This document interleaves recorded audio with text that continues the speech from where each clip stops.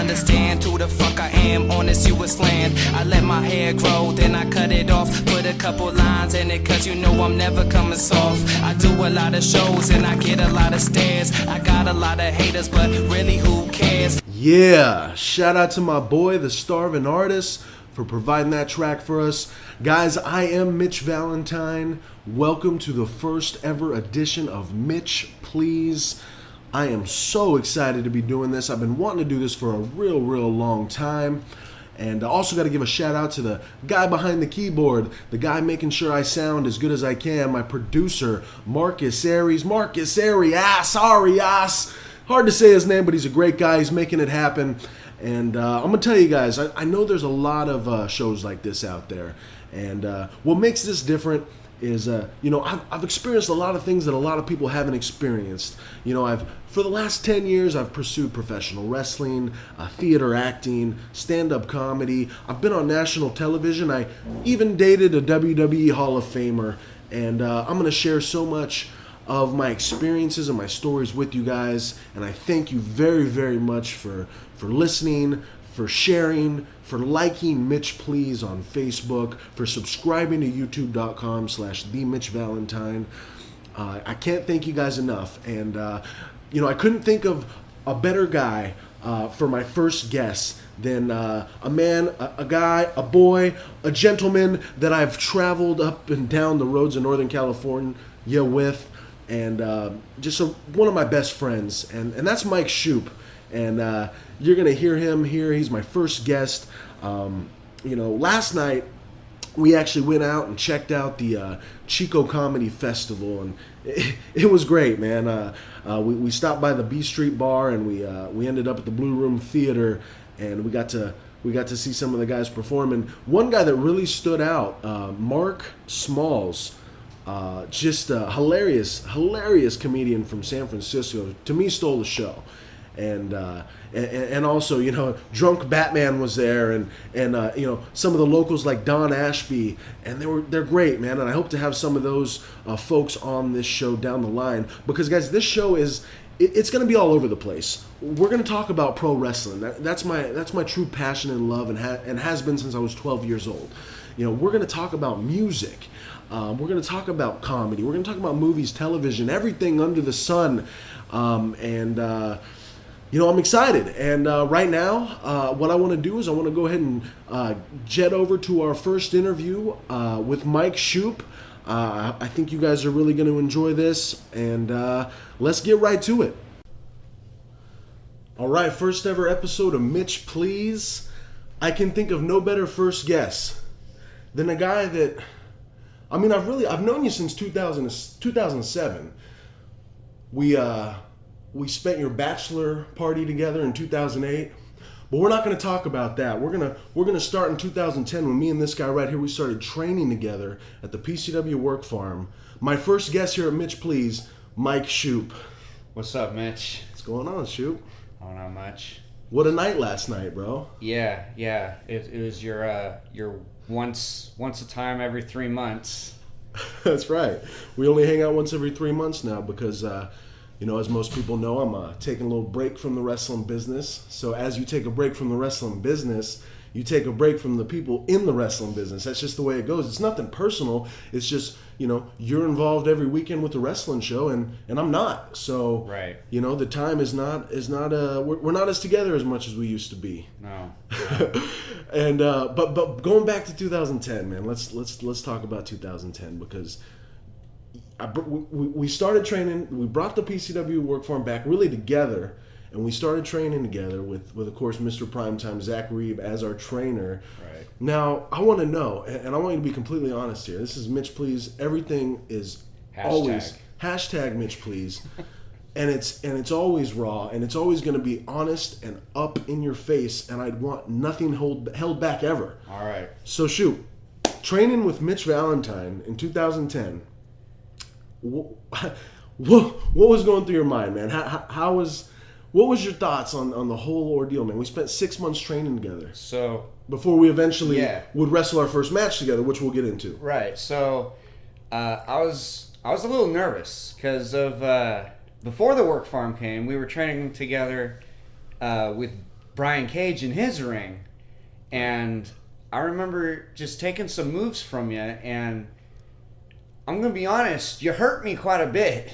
So I was a little nervous to just you and me were like we were the guys, like we were working together. It's like you were taking my shit, I was taking your stuff, you know.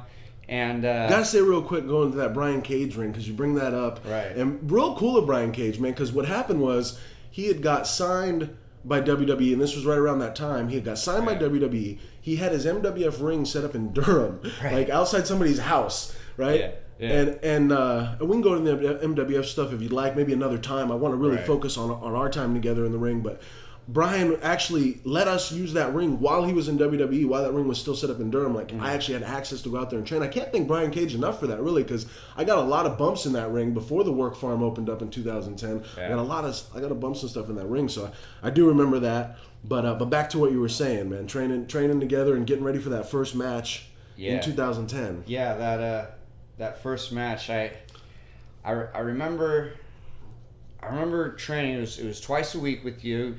You'd pick me up in that Honda of yours, the freed slave. Yeah. And we would roll to the work farm twice a week, and we started to click. It definitely started to click, and I remember some ideas going through it, and we weren't exactly sure how I was going to debut, because I remember you were already like kind of doing some stuff in PCW. You did the ring announcing thing for a while, and well, Zack had this heartbreaker character, yeah. you know, and that was all him, man. He heard that song on the radio, and he said, "All right, this is you, man. You're the heartbreaker, Mitch Valentine." And I heard the song, and at first I was like, "I don't know, bro. You want me to dance? Like, I don't dance." So yeah, I started doing that, and then he was coming up with all kinds of stuff for you, man. I remember Shady Payne. You were supposed to be like a wigger kind of character. Simple Sam Shupe and the simple black knee pads and simple black boots. Yep. I remember he called me while I was at work, and he said, "All right, Mike Shupe, I got the greatest idea. Your name, you're gonna be a wigger, and you're gonna be Shady Payne." And it was just like 5 seconds of silence, and I said, I gotta tell you, Zack, that just sounds horrible. And he got really mad at me. He's like, "Well, what do you want it to?" It just that the name. How did the Shellhammer thing? Yeah, come? the Shupe Shellhammer name. It was a long process, because I couldn't think of a name, and like I knew I wanted my last name in it, and I remember one day before practice, Zack texted me and he said, "Shupe Shellhammer, say it like an announcer." And at first I read it and I'm like, nah, that's just awful. That sounds horrible. And I kept saying it, and actually I think I remember I went to go pick you up for practice that day, and I told you, and I don't remember your reaction to it right away, but you're like, you should scream the name. Yep. you should get up on the turnbuckle and you should scream right before you hit the monkey flip. Scream the name. And I was like, I don't know. And we tried it a few times, and it just sort of clicked, and it started sounding better. What was great was Zack. He's a great trainer with a lot of certain things, especially the psychology and the story that we would tell. It was real easy because it's big, cocky, arrogant douchebag against this little guy with all this heart and all this fire, and so we would tell that story, and we just come up with stuff every practice, and we'd start throwing our characters in, and that's the thing, man, is the characters, because we would go. I mean, we'll talk about our debut and everything, but the main thing was when we would wrestle, whether at training or at a show in a different town, man, we wanted to get our characters over before we locked up. That's the thing people don't get now. They come out, I'm Joe Johnson and I'm a wrestler, but it's like, get your character over, man. People knew I was a douchebag within 10 seconds of me coming out the curtain. Yep. And people knew that, when you came out at that time, this is this little guy, man, but hey, he's excited to be here, and he's probably going to do whatever he can to win. And people got that message, I think. And, and transitioning into Chakowskate, man, November 6, 2010, I'll never forget it, because we set the ring up the night before. Yeah. And we went through some stuff, Of course, Zack actually put together our whole match. Yep. He wanted to put it together, and it's our first match, and we were cool with that. And Right. obviously, we're excited.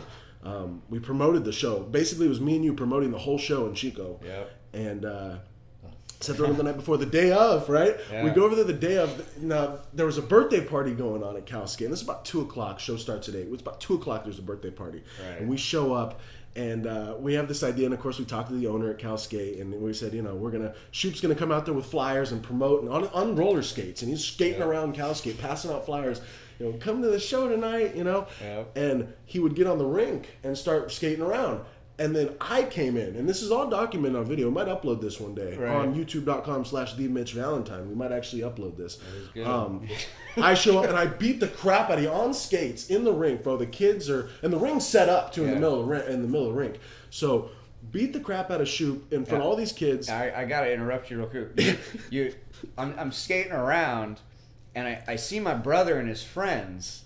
They come up, like they're on the outside of the barricade, and I skate over to them, and they're right next to the little birthday party, and I told them, and I was like, oh man, you showed up right in time, and that's when you come over, and I hear you screaming, and you just clothesline, you hit me real hard in the back, and I flip over the barricade, and the older lady that was doing the birthday party for her kid, she's so concerned. She leans over, she's like, oh my God, are you okay?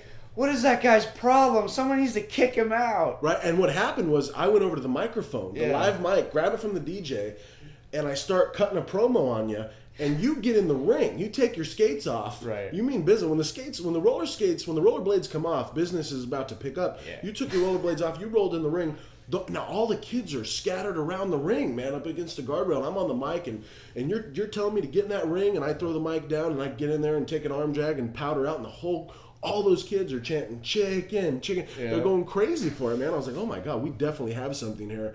And of good. course, we show back up at 8 o'clock. We go out there, we do our match. And at the time, man, and I'm going to get into this in more detail as this podcast is aired every week or bi-weekly or however we end up doing it here.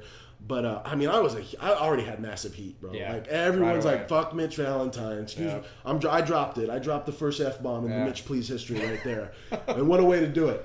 Because you're going in there, and how are you feeling, bro? Because you're about to debut. You had some previous experience with MWF, Brian Cage and stuff. Right. And I'm sure you'll say he's a great guy and obviously a big star, but not the best trainer at that time. At the time, he definitely wanted to get more. It felt like more cardio in than anything else. Well, and as you transitioned into the work farm and you got ready, this basically, I think you looked at this, and I know I did, as your. That was our time, and we're supposed to stop now. But Shupe, we're going to keep going, bro, because we have so much to talk about. I'm going to get you on for another time. We're gonna go another 5 or 10 minutes here. Is that cool with you, production man? All right, we're going to keep going here because, like I said, as you were taking this, as was I, as our official debut, our NorCal independent wrestling debut, and here you are, you're kind of known as a backyarder, no disrespect, but that's kind of and I'm as this asshole drunk that people saw at parties and on True TV that, he's Zach's boy, but who is this guy? Nobody really knew me, but they didn't like me. So how are you feeling going into this, man, honestly? So how are the nerves? I was pretty nervous. I remember I was really nervous. I stopped doing the backyard thing as soon as I joined the work farm, and so I hadn't wrestled in 6 months, 7 months, and I learned a lot going to the work farm up until this point, and I just remember I was super nervous. I just wanted everything to come off super clean. I wanted to prove to people. I wanted to prove to myself that this was the right decision to get into the pro leagues, to really just make your mark, man. Yeah, exactly. Because you needed to establish it. Because you're about 4 years older than me.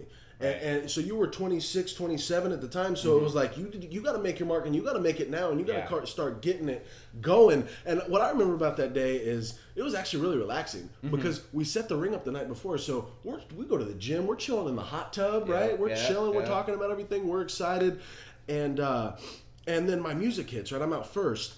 and the DJ is the Cowskate owner. Yeah. And this is my first time basically ever coming out to this song, and I don't know what I'm doing. I got a couple dance ideas, right? Right. And so the DJ is the Cowskate guy. He plays the song. It's a 3-minute and 17-second song. He played the whole damn thing. Song, yeah. I mean, there was a point, I'm in the ring, I'm like, well, he keeps playing the song. I kept going, bro. I hopped out of the ring. I remember Kimmy was outside the ring and dropped the sunglasses on her and was just doing the dance all over the place. And, of course, everyone backstage, of course, Mitch planned this. He wanted to get his whole five-minute entrance, get himself over. But no, man, I didn't. It was the Cowskate guy didn't know when to cut the music. So then, bam. Your music hits. Papa Roach, not listening, right? Listening. Yeah. How'd that feel, man? How'd it feel coming out? It felt good. It felt great. I remember I made my entrance and my whole family was right there with a SHOOP sign, which you later ripped at the end of the match. But it felt good. It felt really it just felt right. Like it was good. Our production guy right here, I remember he was in the crowd. Yeah, and, shout out to Marcus Arias, man. He's a big part of this Mitch Please podcast. We're going to get more in depth with Marcus Arias next week as we do a payback chit chat talking about that, and we'll get to that later. But yeah, we had a lot of friends and family in the crowd. But what was funny was we get in the ring. Sparkey Ballard's our referee, best referee in the business. And we're face to face, and we got a "Who are these guys?" chant going on. And I remember I'm like, "Oh, who are these guys? Oh, you're about to find out who these guys are, man." I was pumped, bro. But the thing was, man, watching that match back, I really thought my heat looked horrible. I don't like the match at all. I like the entrance. I remember you said, sorry to interrupt you. No, but go ahead. You this is where me and you differ. You're really more into our second match we had. I think it was like a week later. Well, of course, because I put that one together. Yeah. But what was funny too about what happened, like within the first minute or two, right? I mean, you are wearing these little blue tights. Oh God. And no underwear. No. Going commando. The shell hammer. The shell hammer is out. Yeah. Is very visible. But what happened was. You had a ring or something on me, and I grabbed your tights, and your whole left cheek, was it your left? Yeah, it was your left cheek. Whole left ass cheek comes out, oh my God! What a way to debut! The Shupe's ass fro made his debut. That's right. And I remember some girl in the crowd when you lift me up for a suplex later in the match. Keep his pants on this time. Yep. No, it was cool, man. It was a fun match. We got through all of our stuff, all of our spots. Everything went off good. Mm-hmm. And then of course we did the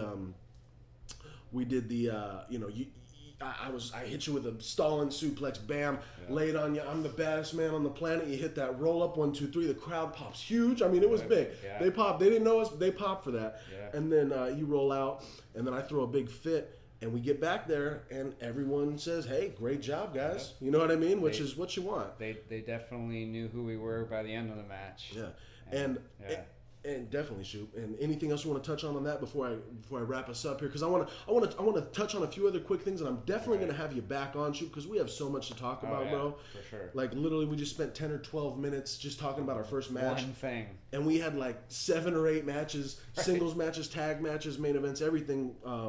Together, man. All over the place. All over. And that's the problem. I just want to relay this. Like, for all these guys starting out, like, we started out, the way we started is not being done anymore. And I don't know why. Because you take 2 guys that train together. Matt Carlos and Dave Dutra kind of did this, too. Yeah. But you take 2 guys that start together. I'm just talking about the NorCal scene here. Because that's what we're best familiar with. And that's what we've done for years. But you got 2 guys starting out together. And they get in the car.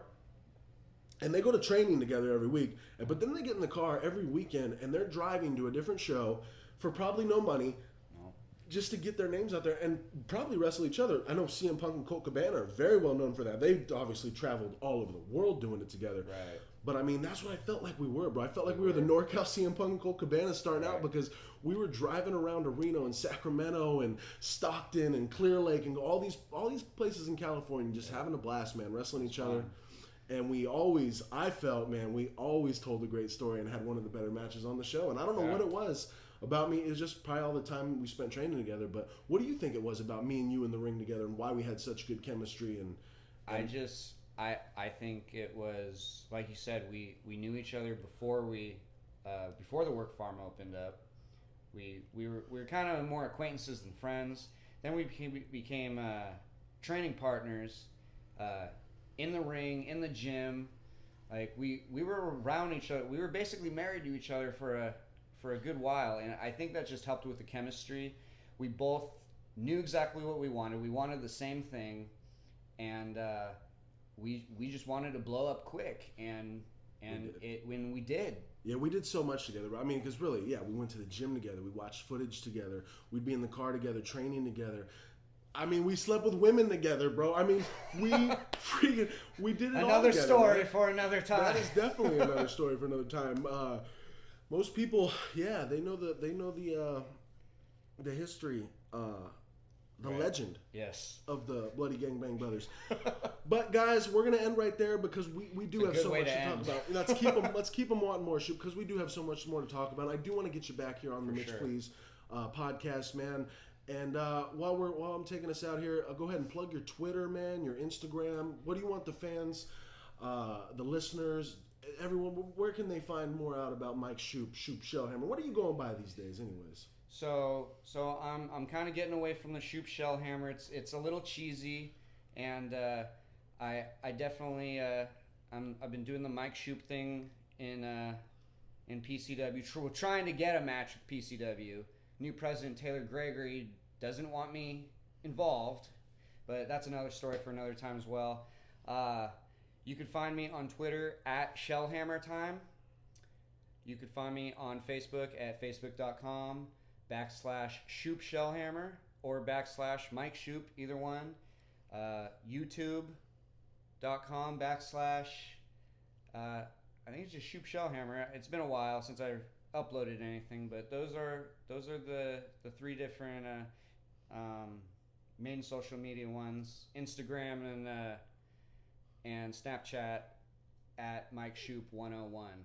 That's right. And what's next for you, Shupe? I mean, you said there's some stuff going on in PCW with President Taylor Gregory, and I've been watching that stuff. I've been actually really enjoying that.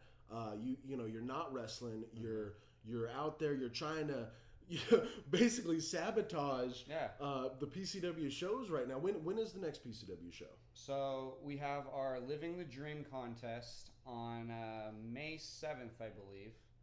And after the contest, as far as I know, there's a show. Like I said, I'm not kept in the loop right now because Taylor Gregory wants me as far as possible from PCW. I guess all the work I did backstage and behind the scenes doesn't matter to the guy.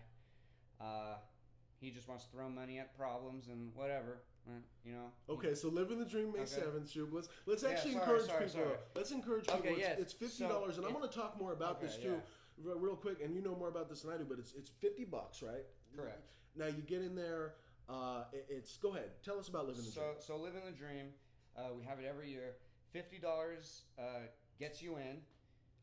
Basically, we run you through a series of physical tests, see if you're physically fit to really handle being a professional wrestler. And if you pass that, we'll run you through the progressions, rolls, bumps, things like that. And if you make it through that, really, we just want to see who you are and why you want to be a professional wrestler. We want to hear exactly why. We don't want I've been wanting this since I was 5 years old and no. We want to see who you are. They get to let their characters out if they make it that far, you know. And that's a huge thing. And the thing too about Living the Dream, man, it's $50, right? And you know what? If you win, you get free wrestling training, which is a $2,000, $3,000 deal. Definitely encourage everyone to do that. Thank you very much, Mike Shupe, for coming on, bro. I'm going to shake your hand and tell you thank you, and I hope to get you on here again down the line, Shupe. Definitely. All right, take care, brother. So there you have it, guys. The Bloody Gangbang Brothers back together again. Big shout out to Mike Shupe. Had a lot of fun doing that with him, and we didn't even scratch the surface, guys. We have so much more to talk about, so many stories to tell, and we'll definitely get him on Mitch Please, another episode down the line. And I really just want to thank you guys for listening. Whether it be on youtube.com/TheMitchValentine. Thank you guys so much. Please subscribe. Please share. Tell your friends. Tweet me at HeartbreakerMV on Twitter. Tell me what you liked. Tell me what you didn't like. Let me know who you guys want to hear on. Also on Facebook. Check it out. Mitch Please. Mitch Valentine on Facebook. I want to hear back from you guys because I'm doing this for you guys, because otherwise I'm just talking to myself like a maniac. So definitely want to hear back from you guys. This is going to drop every Sunday or Monday, depending on how quick we get everything done. But I'm hoping for a Sunday night drop. Maybe sometimes Monday morning. Next week we're going to have on my producer here, Marcus Arias. And what we're gonna do for you guys, it's gonna be heavy wrestling next week because there is a WWE Payback pay-per-view, and we're gonna talk about it. We're not gonna review it, we're not gonna react to it. We're just gonna talk about it. We're probably gonna have a couple beers. We're probably gonna already had a couple beers because we're gonna watch the show and we're gonna talk about it with you guys, and hopefully we can get some interactiveness. Maybe we can get some tweeting going on. And get some questions or something. We'll figure it all out as we go along here, guys. This is just a real organic show. Just whatever comes out of my mouth is what we're airing, and that's a scary thought. But so guys, again, thank you so much for listening. Thank you to Mike Shupe. Shout out to Pro Championship Wrestling. Their Living the Dream contest is May 7th. It's at the PCW Work Farm, 2305A Veach Street in Oroville, California. Pro Championship Wrestling on Facebook. Now, it's the opportunity of a lifetime, guys. $50. You get in there. You have an opportunity to win free wrestling training. I mean, you're not going to find an opportunity like that, at least for another year. So get in there, check that out. Also, I just saw on Facebook how they're going to have an actual wrestling show that night. So the contest will be 2 to 4. The wrestling show will start at 7. And get in touch with Pro Championship Wrestling on Facebook if you have any other questions. All right, we're going to kick it over to the Starving Artist to close us out once again. Thank you guys very much, and we will do this again very soon.